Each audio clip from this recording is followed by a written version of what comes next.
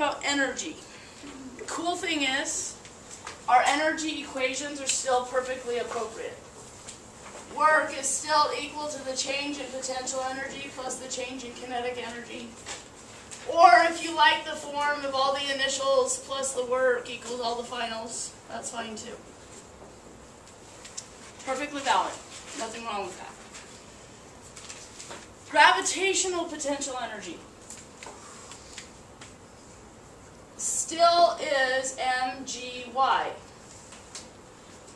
But as we look at energy, I showed you this contraption a couple days ago.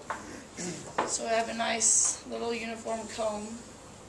When I place it down here at the bottom, which looks like the lower height, it is technically a lower height as far as the contraption is concerned, the cones actually roll to the other end. And that's because the center of mass is moving to a lower point. When we talk about gravitational potential energy, all we care about for y is where the center of mass is located. Not the whole object. Of course, the whole object's related to the center of mass. But all we care about is where the center of mass is. So I'm going to put a little cm on my y to remind me to look at where the center of mass specifically is located. Springs, if you have a spring, it's still 1/2 kx squared. That's not any different. And x is still the distance your spring is stretched or compressed. Now, the kinetic energy we used before, the 1/2 mv squared, that's called translational kinetic energy. An object that is physically moving through space has translational kinetic energy. So this object, this little cone setup, as it moves across this metal bar, it has translational kinetic energy. This v is specifically the speed of the center of mass, looking at how fast the center of mass is moving. Now we have another type of kinetic energy as well. Anything that's rotating has rotational kinetic energy as well. Okay? So as this little cone rolls downwards, it has two types of kinetic energy. It has the regular translational kinetic energy, but it also has rotational kinetic energy. It has two types. The rotational kinetic energy is equal to 1/2 I omega squared. So it is possible for an object to have both translational kinetic energy and rotational kinetic energy at the same time. Anything that's rolling along a surface will have both. The tires on your car when you're driving down the street have both. Okay? A ball rolling down a hill would have both.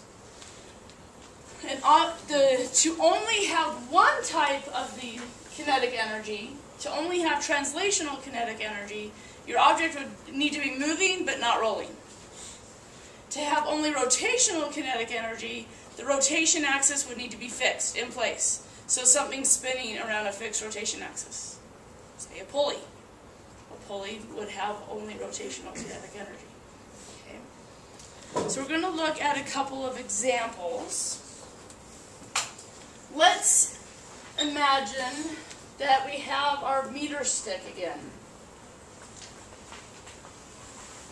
And we're holding it horizontally through a point at the end. To make it easier on ourselves, let's pretend our meter stick is a uniform thin rod, so that we can look off the table in the book and get the thin rod equation for I. What I'd like to know is if it's released from rest, it's going to fall downwards, we know that. What will its angular speed be when it reaches this lowest position? So it's going to be rotating. I want to know what its angular speed is as it passes through that lowest position. Now, I'm going to also assume that whatever's holding it up here isn't providing any significant friction at all. Okay, so we're not going to worry about any kinetic friction between the meter stick and whatever's holding it. So we'll just do this symbolically. Whenever you want to relate some sort of height to speed, energy is a fantastic way to go. If you don't care what the acceleration is or how long it takes, then energy is a great way to solve a problem. Okay? One problem with this in terms of acceleration, remember the acceleration, the angular acceleration isn't constant as this meter stick falls. And that's because the torque is changing. And that's because the angle between the force and the lever arm is changing. So angular acceleration in this case is not constant, which means kinematic equations wouldn't work. But if all we care about is that it's released from rest, and we want to know how fast it's going, we don't care what the acceleration is. That's not important. So let's use this.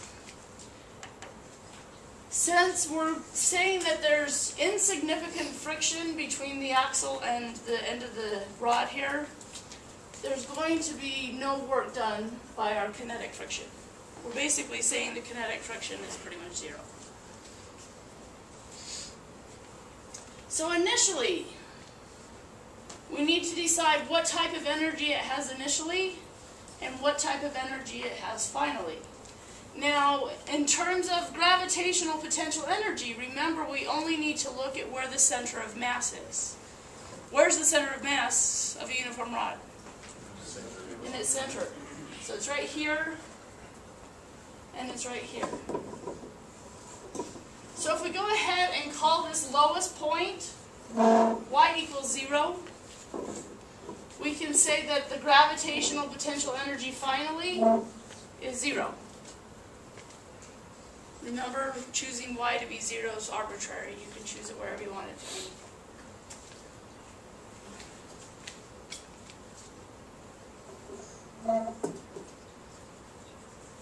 What's y initial then?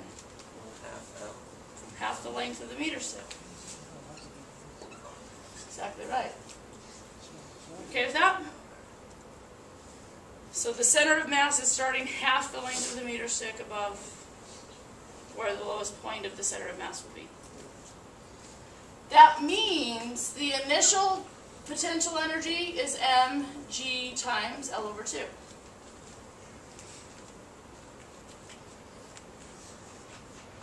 What can you tell me about the initial kinetic energy? 0. It's released from rest. So at that instant, its velocity and angular velocity are 0. So there's no kinetic energy at that instant, but it certainly starts to fall. And the gravitational potential energy starts turning into kinetic energy. So down here at the bottom, we do have kinetic energy. What type? Rotational. We do not have any translational kinetic energy. And that's because the system as a whole, the rotation axis, is fixed. We're not moving the rotation axis. To have both types of energy, to have the translational kinetic energy, we would have to have a moving rotation axis as well. Okay. So this one, we only have rotational kinetic energy there. So setting up our equation, all of the initial energy has to equal all of the final energy. So gravitational potential energy initially has to equal the kinetic energy finally. Now I, for a thin rod, if you look on the table, for I, for a thin rod around its end, that's 1/3 ml squared.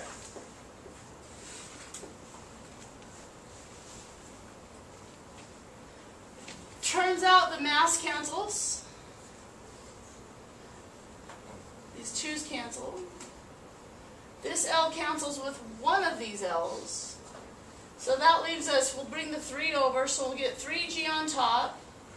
When we bring the L over, it will be on the bottom. Square root it.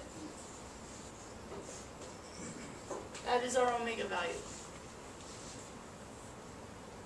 Is that 1/2 times 1/3, or is it L over 2?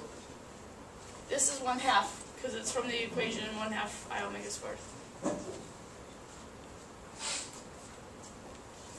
In the case case of a meter stick, if our thin rod was a meter long, 3 times G divided by 1 square root at 5.42. The units will be radians per second. You have meters per second squared for G, you have meters for L. The meters cancel, leaving you with 1 over second squared. When you take the square root, that gives you 1 over seconds. And the radians are always implied. Okay. So the next thing is energy is so similar to what we've already been doing with energy.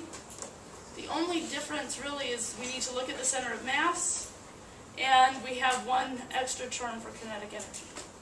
That's all. What was the length you said? Because I originally said it was a meter stick. Oh, a meter stick. So I kept it a meter long thin rod. This certainly would work for any length rod too, though, as long as it was a thin rod. And as long as it wasn't big enough that drag was significant, because we're assuming there was no outside work done. Which page is the chart on?